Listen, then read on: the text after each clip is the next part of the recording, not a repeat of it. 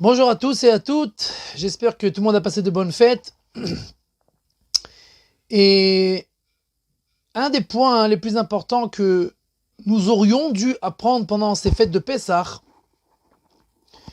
c'est la manière de laquelle nous devrions regarder le monde et ce qui nous entoure.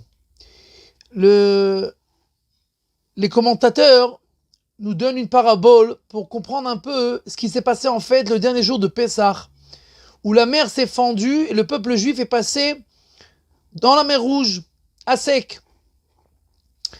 Il y avait une fois un roi qui a demandé à tous ces architectes, les artistes, etc., de faire un genre de concours, celui qui allait faire la plus belle création, la plus belle statue. Et un des artistes, il a fait une statue, un sculpteur, il a fait une statue magnifique d'un cheval, vraiment un superbe pur sang.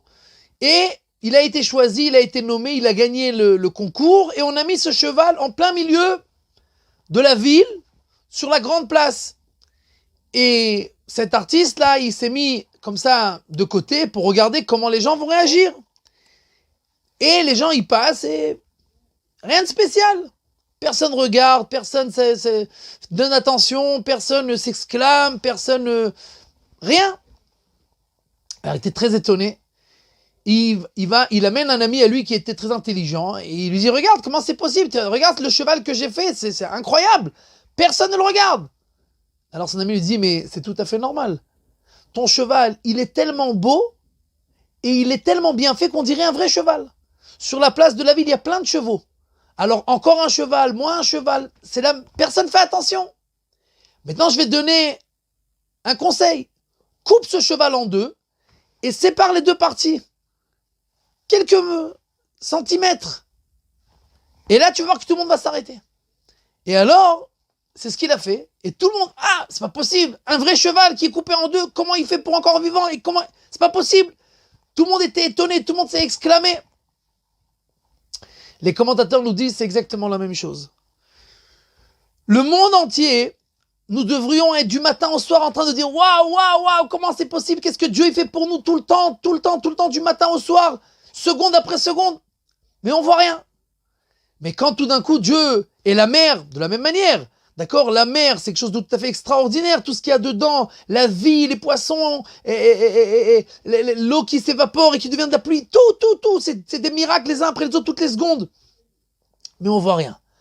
Et alors Dieu, ce qu'il a dû faire, c'est couper le cheval en deux, quelques centimètres. Il a ouvert la mer quelques mètres, des centaines de milliers de kilomètres, ils se sont ouverts quelques mètres, et tout le monde: waouh, comment c'est possible? Qu'est-ce que Dieu y fait? C'est lui qui gère la mer. Mais en fait, c'est parce que la mer, elle est tellement belle que personne ne fait attention. Le monde, il est tellement parfait, il est tellement beau que personne ne fait attention.